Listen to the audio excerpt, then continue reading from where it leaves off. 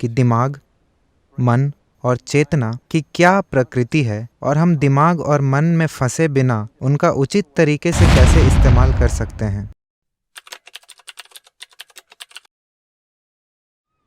आधुनिक विज्ञान और आधुनिक चिकित्सा में एक रुझान है कि वे मन, चेतना और दिमाग को इस तरह पहचानते हैं कि मन को दिमाग की गतिविधि माना जाता है, चेतना को मन की गतिविधि माना जाता है और उनका रासायनिक उपचार करके उन्हें रासायनिक रूप से बदला जाता है। और ये भी कि खुशहाली दिमाग की अच्छी केमिस्ट्री है, ऊंची चेतना भी दिमाग की अच्छी केमिस्ट्री है, दुख दिमाग की बुरी केमिस्ट्री है। इसके लिए कोई जिम्मेदार नहीं है, लेकिन इसे बेहतर बनाने के लिए हमें इसकी केमिस्ट्री को बदलना होगा।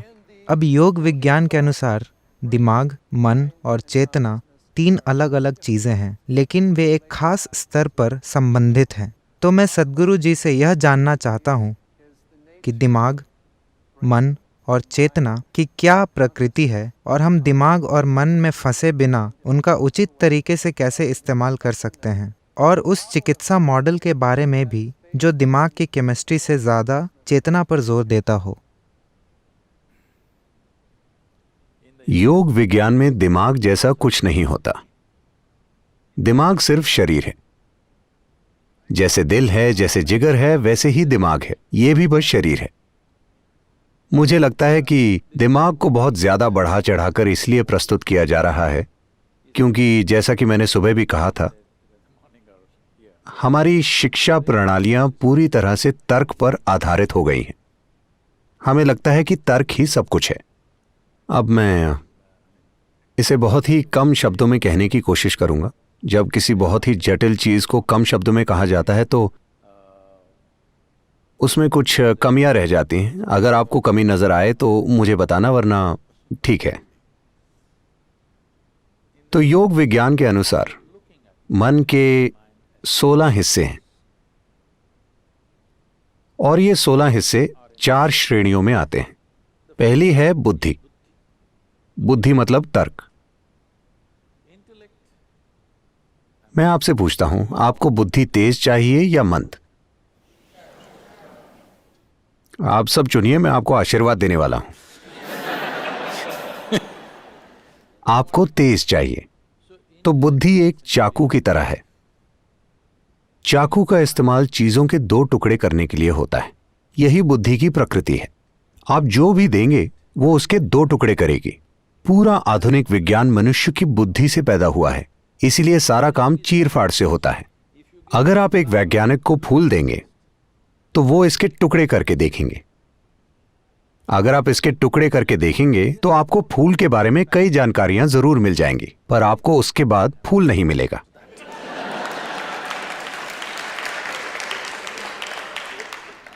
अगर अब आपको कुछ वाकई जानना है, मान लीजिए आपको आपकी मां के बारे में जानना है, कृपया उनके टुकड़े मत करना। यह ऐसे काम नहीं करता, क्योंकि जो चीज आप चीर-फाड़ से जान सकते हैं वो जीवन का भौतिक पहलू है।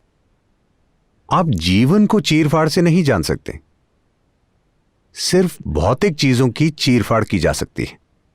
पर अब हम हर चीज जानने के लिए तर्क का इस्तेमाल करते हैं, तो हम 2 टुकड़े करने की कोशिश करते हैं। हम दुनिया को एक करने की, समानता और आत्मज्ञान की बात करते हैं और सब कुछ तर्क से करना चाहते हैं। यह ऐसा है जैसे चाकू का सिलाई के लिए इस्तेमाल करना। अगर आप चाकू से कुछ सिलेंगे तो आप उसके टुकड़े कर देंगे।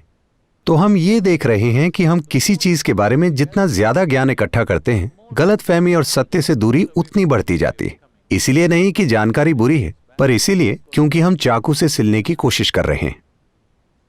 तो तर्क एक चाकू की तरह है। इसे तेज होना चाहिए। यह जीवित रहने का औजार है।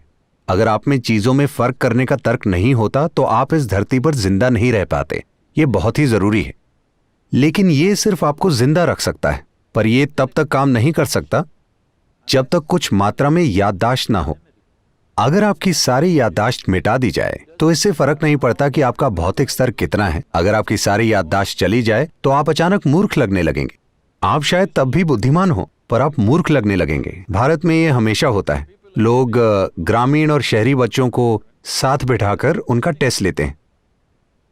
सिर्फ इसलिए कि शहरी बच्चे के पास ज्यादा जानकारी है तो वो स्मार्ट लगता है।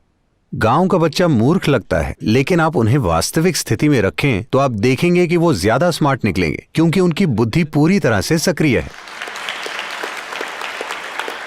तो तर्क तभी समझदार लगता है जब आप उसे बहुत सी जानकारी का सहारा देते हैं। इसीलिए इंफॉर्मेशन टेक्नोलॉजी का इतना महत्व है और हर कोई जानकारी को लेकर पागल हो रहा है। वो केवल वक्त बर्बाद करने के लिए फोन में नहीं देखते रहते। उसकी वजह है कि सिर्फ उन्हीं छोटी छोटी जानकारियों के सहारे ही वो अपने समाज में, दोस्तों के बीच स्मार्ट नजर आते हैं। सिर्फ जानकारी होने पर ही वो स्मार्ट नजर आते हैं, उसके बिना वो कुछ स्मार्ट नहीं कर सकते। मैं आपको एक उदाहरण देता हूं। हमारे यहाँ 2 तरह के स्कूल हैं। एक स्कूल आधुनिक है और वहां 30% बच्चे अमेरिका से भारत पढ़ने आते हैं, और दूसरा स्कूल पूरी तरह से पारंपरिक है। वहां हम उनको योग, शास्त्रीय नृत्य, शास्त्रीय संगीत, कलरीपायट्टू, जिससे सभी मार्शल आर्ट्स पैदा हुए हैं, संस्कृत और अंग्रेजी भाषाएं सिखाते हैं। उनको किसी तरह का शैक्षिक ज्ञान नहीं दिया जाता। ये कुछ साल पहले की बात है। सारे छोटे बच्चे हाथ धोने के लिए भागे।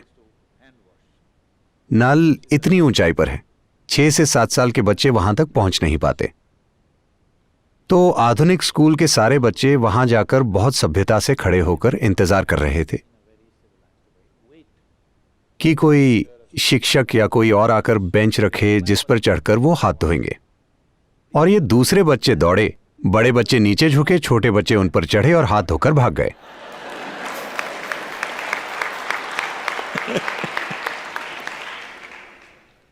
तो आजकल तर्क को बहुत ज्यादा महत्व दिया जाता है और बुद्धि के दूसरे आयामों को बिल्कुल विकसित नहीं किया जाता।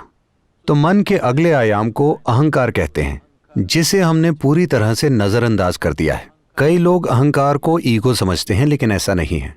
अहंकार मतलब पहचान। आपकी पहचान किस आधार पर बनी है? क्योंकि तर्क मुख्य रूप से उस पहचान की रक्षा करने का साधन है जो आपने अपने लिए बनाई है। अगर मैं कहता हूं कि मैं भारतीय हूं, तो अचानक मेरा तर्क मुझ में वैसे विचार पैदा करेगा। मुझ में इसके लिए जीने और मरने की इच्छा होगी। अगर आप बस एक कपड़े का टुकड़ा लोगों को दिखाएं, मेरा मतलब झंडा, तो लोगों की आंखों में आंसू आ जाएंगे। यह सिर्फ एक पहचान है। अगर वो कहीं और रह रहे होते और आप वहां का झंडा दिखाते, तब भी यही होता। भारत और पाकिस्तान में यह आसानी से नजर आता है, क्योंकि ये एक ही देश था, पर अचानक किसी ने रेखा खींच दी और सारी भावनाएं जैसे काम करती हैं वो अद्भुत है, सिर्फ इसलिए क्योंकि आपने इसके या उसके आधार पर अपनी पहचान बनाई है। तो तर्क एक साधन है जो आपकी पहचान की रक्षा करता है। पहचान वो साधन है जिसकी वजह से तर्क एक निश्चित तरीके से काम करता है। निश्चित तरीका मतलब, मान लीजिए आप सिर्फ इस एक व्यक्ति यानी मैं के रूप में अपनी पहचान बनाते हैं, तो आपकी बुद्धि हर वक्त सिर्फ आपका बचाव करने का प्रयास करेगी। हर वक्त बस यही करेगी। अब अगर मैं ये कहूं कि मेरा परिवार मेरी पहचान है, तो आपकी बुद्धि उसका बचाव करने की पूरी कोशिश करेगी। ये समुदाय, जाति, धर्म, देश कुछ भी हो सकता है। हमने जाति, धर्म और देश के नाम पर कितने ऐसे कार्य किए हैं जो बिल्कुल मूर्खतापूर्ण और अमानवीय हैं, लेकिन हम उन्हें बड़े गर्व के साथ करते हैं क्योंकि हमने अपनी पहचान उनके आधार पर बनाई है। यही पहचान की प्रकृति है। अगर उसी समानता को आगे बढ़ाना हो, तो अगर बुद्धि चाकू है, तो जो हाथ उसे पकड़ता है वो पहचान है। आप मुझे बताइए, चाकू के काम करने के लिए यह जरूरी है कि चाकू तेज हो, लेकिन चाकू से विनाश होगा या विकास, ये उस हाथ पर निर्भर करता है जिसने उसे पकड़ा है ना? लेकिन आजकल हमारे समाज में, हमारी दुनिया में हाथ के विकास के लिए कुछ भी नहीं किया जा रहा। हम अपनी छोटी से छोटी पहचानें बनाते जा रहे हैं। इससे हर हाल में अशांति ही होगी, मनुष्य के भीतर भी और बाहर की दुनिया में भी। कोई और रास्ता नहीं है। प्राचीन काल से ही पूर्वी संस्कृतियों में हमेशा ब्रह्मांडीय पहचान की शिक्षा दी जाती है। अहम ब्रह्मास्मि। 12 साल की उम्र में आपको यह पता होना चाहिए, अहम ब्रह्मास्मि, इसका अर्थ है मैं ब्रह्मांड हूं। असीम के आधार पर पहचान बनने से पहले शिक्षा बिल्कुल नहीं दी जानी चाहिए। सिर्फ पहचान स्थापित होने के बाद ही शिक्षा होनी चाहिए, क्योंकि सही तरह की पहचान के बिना शिक्षा विनाशकारी हो जाती है। क्योंकि आपके पास एक सीमित पहचान है। हम चाहे जो कुछ भी कहें, लेकिन मूल रूप से सारे अपराध, सारे बुरे और भयंकर काम जो हम करते हैं वो सीमित पहचान की वजह से ही हैं, है ना? ये मेरा तरीका है, वो आपका तरीका है, ये मेरा देश है, वो आपका देश है, ये मेरा धर्म है, वो आपका, ऐसा ही होता है। पहचान का विकास किए बिना ही हम चाकू को तेज बना रहे हैं। हमारा हाथ अस्थिर है, पर हम चाकू को तेज बना रहे हैं और याददाश्त से उसे शक्तिशाली बना रहे हैं। तो मन के अगले आयाम को मनस कहते हैं। ये याददाश्त का संग्रह है। यहां याददाश्त के 8 आयाम हैं। इसमें पंच तत्वों की याददाश्त, परमाणु के स्तर पर याददाश्त, विकास संबंधी याददाश्त, कर्मों की याददाश्त, सचेतन की याददाश्त, अचेतन की याददाश्त, स्पष्ट याददाश्त, अस्पष्ट याददाश्त, ऐसी ही याददाश्त की कई सारी अवस्थाएं हैं। जैसे हमने पहले ही चर्चा की थी, इस शरीर में हर उस चीज की याददाश्त है जो इस ग्रह पर हुई है।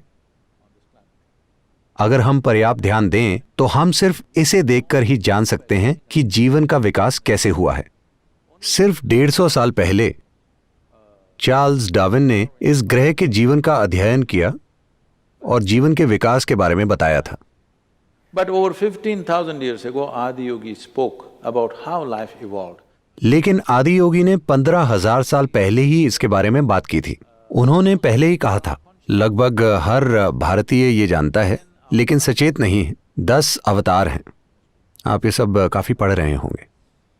पहला अवतार मछली या पानी के जीव, फिर जल स्थल चर जीव, फिर स्तनधारी जीव, फिर आधा मनुष्य आधा जानवर, फिर बौना मानव, फिर पूर्ण विकसित लेकिन क्रोधी मानव, फिर शांतिपूर्ण मानव, फिर प्रेममय मानव, उसके बाद ध्यानमय मानव और आखिर में दिव्यदर्शी मानव होने की मान्यता है।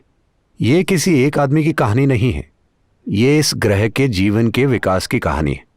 तो 15,000 साल पहले किसी ने ये माइक्रोस्कोप से देखकर नहीं बल्कि अपने भीतर देखकर बताया था, क्योंकि विकास की पूरी कहानी यहां लिखी है। योग विज्ञान इसी पर केंद्रित है कि याददाश्त के अलग अलग आयामों को कैसे सक्रिय करें, क्योंकि अगर आपकी याददाश्त सीमित है तो आप हर हाल में बचकाने काम करेंगे। अगर आपका तर्क बहुत ज्यादा काबिल हो जाता है तो यह बहुत जरूरी है कि आपकी पहचान ब्रह्मांडीय हो, असीमित पहचान हो और आपकी याददाश्त इस तरह से विकसित हो कि उसके सारे आयाम सक्रिय हों। ये तीनों एक निश्चित तरीके से काम करते हैं। कुछ लोगों ने इसे खास तरीकों से विकसित किया है, लेकिन ज्यादातर ये अस्त व्यस्त ही हो रहा है। तर्क बहुत ज्यादा है और बाकी चीजों को बहुत कम महत्व दिया जा रहा है। बुद्धि के चौथे आयाम को चित्त कहते हैं। ये बुद्धि का वो आयाम है जो याददाश्त से प्रभावित नहीं होता।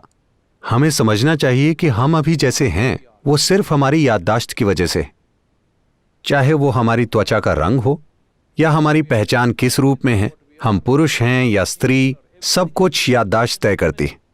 हमारे अंदर जो याददाश्त मौजूद है वही सारे पहलू तय करती है। मैं एक मनुष्य हूं या कोई और प्राणी, ये भी याददाश्त तय करती है। याददाश्त एक अद्भुत संभावना है, लेकिन वो एक रुकावट और एक सीमा भी है। जिसे अब मैं और आप कहते हैं, उनके बीच की सीमा भी सिर्फ याददाश्त ही है। जो मुझे अपने सिस्टम में याद है और जो आपको अपने सिस्टम में याद है, वही सीमा है। तो याददाश्त एक सीमा भी है और जितने भी रूप हुए हैं उनका आधार भी। एक निश्चित याददाश्त है जो कई तरह के ढांचे बनाती है। वो ढांचे फिर भौतिक रूप लेते हैं। हम अभी जिस तरह हैं और जैसा हमने रूप लिया है वो उस बुनियादी याददाश्त की वजह से ही है। ये याददाश्त कभी भ्रमित नहीं हुई। मान लीजिए आप और एक गाय रोज आम खाना शुरू कर दें, तो ऐसा कभी नहीं हुआ कि किसी दिन संयोग से या याददाश्त की भूल से गाय मनुष्य बन गई हो या आप गाय बन गए हो। आप दोनों एक ही तरह का भोजन खाएं, लेकिन ऐसा कभी नहीं होगा, क्योंकि याददाश्त बहुत मजबूती से स्थापित है और ये कई स्तरों पर है। हम याददाश्त के 8 अलग आयामों की बात कर रहे हैं, लेकिन चित्त में कोई याददाश्त नहीं होती। याददाश्त नहीं है तो सीमा भी नहीं है। वो बुद्धि जिसकी कोई सीमा नहीं है। योग संस्कृति में इसे शरारती तरीके से व्यक्त किया गया है। This we say, if you touch your chitta, God will become your slave. हम कहते हैं अगर आप चित्त को स्पर्श कर लें तो ईश्वर आपके गुलाम बन जाएंगे, क्योंकि अगर आपकी बुद्धि असीमित है तो सब कुछ आपकी पहुंच में होगा। ये बहुत महत्वपूर्ण है। क्योंकि आपको समझना चाहिए कि ऐसा पहली बार हुआ है। पहली बार हमारी जीवित रहने की प्रक्रिया इतने बेहतरीन तरीके से व्यवस्थित है। पहली बार मनुष्यों के पास इतना समय है कि वो चीजों पर ध्यान दे सकें, वरना भोजन का प्रबंध करने में ही 24 घंटे लग जाया करते थे। संपन्न समाजों में हम फिर से वही पुरानी चीजें कर रहे हैं। जैसे कि आपने बताया, मोंटाना में किसी को 3 काम करने पड़ते हैं। जब यहां इतनी सारी जमीन है तो आपको भोजन के लिए काम पर जाने की क्या जरूरत है, क्योंकि आपको भोजन वॉलमार्ट से खरीदना है। मेरा मतलब, हमने सारी परिस्थिति को टेढ़ा मेढ़ा कर दिया है। पहली बार जीवन चलाने के लिए, उदाहरण के लिए, आज आप सुपर स्टोर जाएं, जो भी आपकी 1 साल की जरूरत हो वो सारी चीजें खरीद लें और 1 साल तक घर से बाहर ना निकलें। यह संभव है, ऐसा पहले कभी संभव नहीं था। अगर आपको आज सुबह के लिए पानी चाहिए होता था तो आपको नदी या तालाब या कहीं और जाना पड़ता था। लेकिन पहली बार जीवन चलाने की प्रक्रिया इतने अच्छे से व्यवस्थित है कि अब मानवता का वक्त आ गया है। अब वक्त आ गया है कि मनुष्य जीवन के गहरे आयामों को खोजें।